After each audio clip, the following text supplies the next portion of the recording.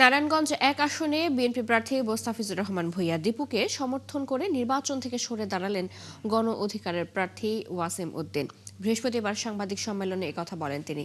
নারায়ণগঞ্জ ১ আসনে গণ অধিকার থেকে ট্রাক প্রতীকে নির্বাচনে অংশগ্রহণ করেন ওয়াসিম উদ্দিন। তিনি বলেন, দলীয় সিদ্ধান্ত অনুযায়ী ধানের শীষের প্রার্থী মোস্তাফিজুর রহমান ভূঁইয়াকে সমর্থন জানিয়ে তিনি নির্বাচন থেকে সরে দাঁড়াচ্ছেন।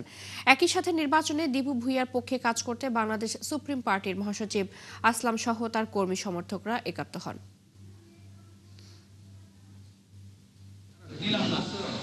আমাদের সকলের পক্ষ থেকে, আমাদের গণ অধিকার পরিষদের পক্ষ থেকে বিএনপির ধানের শীষ মার্কায় সমর্থন জানাচ্ছি।